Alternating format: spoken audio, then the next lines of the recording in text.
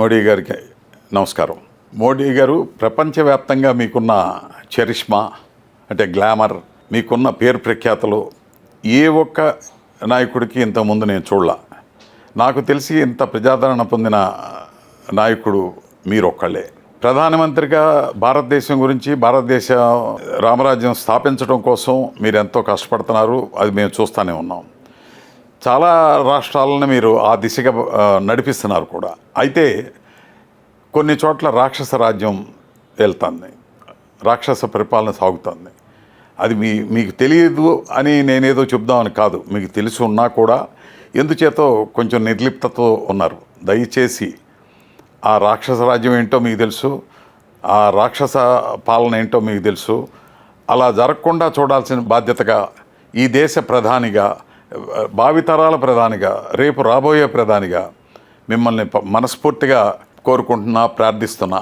ఆంధ్రప్రదేశ్ ప్రజల తరపున మీరు పూనుకోవాలి. అక్కడ జరుగుతున్న ప్రభుత్వ యంత్రాంగం సరిగ్గా ఉందో లేదో, అక్కడ ప్రజలను అడిగితే మీ దాకా వచ్చిందో లేదో తెలీదు. అక్కడ మీ భారతీయ జనతా పార్టీ అధ్యక్షురాలు పురంధరేశ్వరి దేవి గారు, ఆవిడకి అన్నీ తెలుసు. అలాగే సుజనా చౌదరి గారికి ఆయనకు అన్నీ తెలుసు. అలాగే విష్ణుకుమార్ రాజు గారికి, పెద్దలు, వారికి అన్నీ తెలుసు. సత్యకుమార్ గారు ఇప్పుడు ఆయన కూడా పాలిటిక్స్లోకి వచ్చారు, వారికి తెలియదంటూ అసలు ఆంధ్రప్రదేశ్లో లేదు. వీరందరూ మీకు చెప్తున్నారో లేదో తెలియదు, కానీ వారందరికీ నేను రిక్వెస్ట్ చేస్తున్నా, వారందరి తరఫున మీకు కూడా రిక్వెస్ట్ చేస్తున్నా. మేమందరిది ఒకటే కోరిక, ఎలక్షన్లు సజావుగా సాగాలి, ప్రశాంతంగా సాగాలి. ప్రజలు ఓట్లు వేయటానికి ప్రశాంతంగా మంచి మనసుతో వచ్చి మంచిగా ఓటేయాలి, మంచి ప్రభుత్వాన్ని స్థాపించుకోవాలి. మా రాష్ట్రం కూడా బాగుండాలి. మీరు పరిపాలిస్తున్న రాష్ట్రం, భారతీయ జనతా పార్టీ పరిపాలిస్తున్న రాష్ట్రాల్లాగా మా రాష్ట్రం కూడా ముందుకు ఉండాలి. అంతేగాని రోజు ఏదో వెనకబడిన జాతుల్లాగా ఏదో రాక్షస పరిపాలనలో మరుగుతూ, ఎలక్షన్ కూడా సరిగ్గా చేయలేక, ఓటు కూడా సరిగ్గా వేయలేని పరిస్థితుల్లో మాకు రాష్ట్రం ఉంది. కాబట్టి అక్కడ 3 అధికారులను ఖచ్చితంగా మార్చి తీరాలి. 3 అతి ముఖ్యమైన అధికారులు, వాళ్ళ కింద ఉన్న అధికారులు చాలామంది వాళ్ళు చెప్పి చేతుల్లో ఉన్నారు, వీళ్ళంతా రాజకీయవేత్తల చేతుల్లో ఉన్నారు. దయచేసి మోడీ గారు, ఈ బాధ్యతలన్నీ మీయే.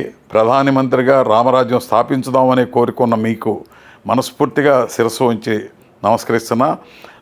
నాలాంటి వాడు నేను ఒక్కడనే ఇట్లా బయటకు వచ్చి చెప్తున్నానేమో, బాధ్యతగా చెప్పాలి కాబట్టి చెప్తున్నానేమో. అనేక కోట్ల మంది మనస్సులో ఉన్నదే నేను చెప్తున్నా, వేరేదేమీ లేదు. నేను ఏ రాజకీయ పార్టీకి సంబంధించిన వాడిని కాదు, నాకు ఏ పదవి అక్కర్లేదు. మీ బోటి వాళ్ళు చక్కగా పరిపాలిస్తే హ్యాపీగా మంచి రాజ్యంలో ఉన్నామని సంతోషించే వాళ్ళలో ప్రథముడిని.